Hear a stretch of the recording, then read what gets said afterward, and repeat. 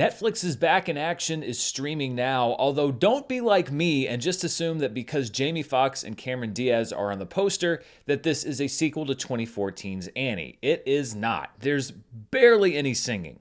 And no orphans.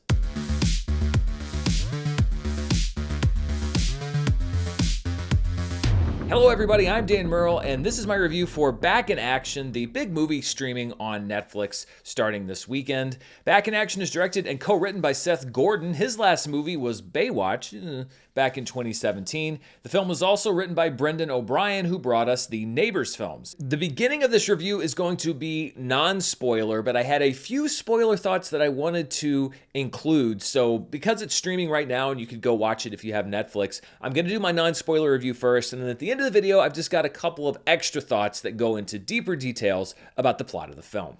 Jamie Foxx and Cameron Diaz play Matt and Emily, two CIA spies who decide to escape the life together when Emily gets pregnant. 15 years later, they and their two kids are dragged back into the world of espionage when a loose end from their former life comes back to haunt them in the form of The Thing. You know what I'm talking about when I say The Thing, right? It's the thing that you need to get in every spy movie. You know, the knock list, the rabbit's foot, the key, and that's just the Mission Impossible franchise. So the movie is really about finding the thing and then getting the thing and fighting for the thing, and then trying to keep the thing from hurting other people.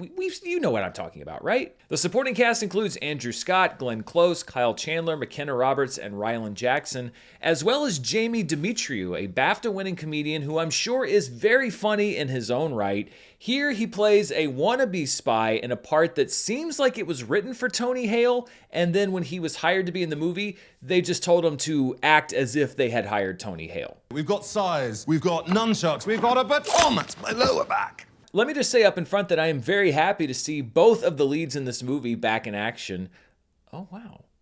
Is that where they get the title from? It's great that Jamie Foxx was able to recover from his stroke, which actually happened near the end of the shooting of this film, and it's nice to see Cameron Diaz back as well after a decade-long hiatus from making movies. I'm not sure why this movie was the one that she chose for her big comeback, but I've always enjoyed her on screen, going all the way back to 1994 when I was 11 years old and had a massive crush on her in The Mask.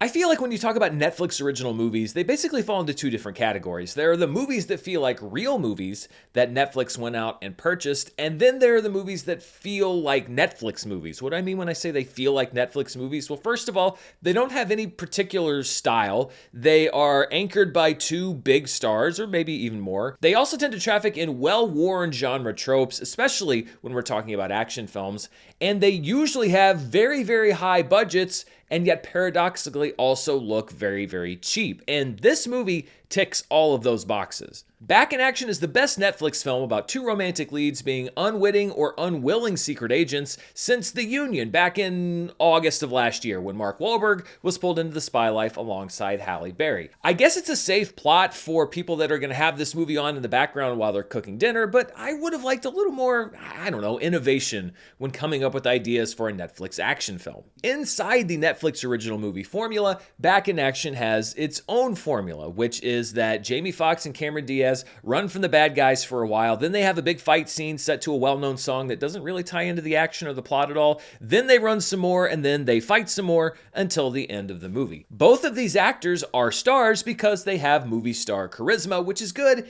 because I don't think that the script of the movie really does them a whole lot of favors. A lot of the humor revolves around spies who are used to saving the world being parents. And of course, when there are teenagers involved, you have to show them trying to parent without deploying their Jason Bourne skills. But I have to say, even on movie terms, their daughter in particular is written to be, this is not the fault of the actor playing the part, but is written to be one of the most annoying kids that I've seen in a movie in a very long time. I get it, there's teenage rebellion, you see that in a lot of movies, but I was looking at what she was doing, and maybe it's because I'm an old now, and I was going like, no, this isn't normal teenage rebellion. You should be angry. Stop checking. Break out some of those spy skills. You need to teach her a lesson. The family subplot gets a little more interesting when Glenn Close is added to the fold as the kid's grandmother, and the fighting stops to do some actual character development, but it's a brief reprieve from the already well-established patterns of the film. And when we talk about the action in Back in Action, it's really hit or miss for me. There are some fight scenes that I thought were really well done and seemed to have been done by Cameron Diaz and Jamie Foxx, and there were other fight scenes that seemed like they were completely cut to pieces in the editing room. There are some stunts that are done practically, big cars, action, etc., and then there are some stunts that are done with really poor CGI, and there are some set pieces that are obviously set in the location where they're supposed to be and shot really well, and other scenes that are just done with horrendously bad computer graphics and green screen. It seems almost like the filmmakers didn't know how much budget they had for any given portion of the film, and they just had to improvise and make up as they went along in real time. Overall, Back in Action is acceptable, I guess, by Netflix's standards, although I enjoyed last month's Carry On a lot more because it was able to actually execute what it was trying to do. This feels like the kind of action movie that would have gotten a somewhat tepid response back in the 90s at the height of action movies, which when you think about it, I guess makes it the perfect fit for Netflix. So when we're talking about my overall scale, I'm giving Back in Action, and it's fine. It was close to not a fan territory, but I guess there's enough there. As I've said in previous reviews of streaming films, you get what you put into it. So those are my general thoughts about Back in Action, but there were 2 or 3 things I wanted to include that go into spoilers on the plot. So if you don't want to know what happens in the movie, if you haven't watched it yet, pause the video, go watch it, come back and watch this part. Or if you've already seen it or you don't care, then we are going to jump into some spoiler talk right now. Don't test me, dear. I'm still a damn good shot. These are your grandkids. Please don't shoot them. So the big twist in this movie is that Kyle Chandler's Chuck, the couple's former CIA handler, is actually the bad guy behind it all, not Andrew Scott's Baron, who's actually a super competent MI6 chief. You see, it's a twist because we thought we saw Chuck die at the beginning of the movie. And this is a good time to get into something that I am from here on out going to call Dan's Law. And Dan's Law states that if you have a prominent actor, a recognizable actor that's either not in a movie very much, is killed early on, for example, or seems to be playing a very innocuous, meaningless role, that means that that person is the bad guy, or at least has a big part to play later on in the film. Because when they killed off Kyle Chandler at the beginning of the movie, I was thinking to myself, there is no way that they hired Kyle Chandler, Coach Taylor himself, to be in 2 scenes of this movie. It didn't strike me as a Janet Leigh and Psycho situation where they wanted to shock the audience. So as people were talking to unseen people on the phone, I was sitting on my couch going, well, yeah, because they're talking to Kyle Chandler because he's the bad guy and he's obviously going to come back later on in the film. And then lo and behold, the big twist is that the bad guy all along was Kyle Chandler. I don't want to ruin movies for you, but this is more of a reward system for something that actually throws you a curveball. If another situation like this happens again, where you have a very talented actor that seems to be playing a nothing part, keep Dan's Law in mind because you may figure out the twist before anybody else does. One spy that I did like was Glenn Close's grandma Jenny. She's just an actor I think can do pretty much anything, including to my ears a pretty good British accent. However, the scene at the end where she showed up with the sniper rifle and saved the day on the balcony, it's a nice scene. I'm glad Glenn Close got to do some action, but all I could think of was the scene in Billy Madison with Steve Buscemi. Man, I'm glad I called that guy.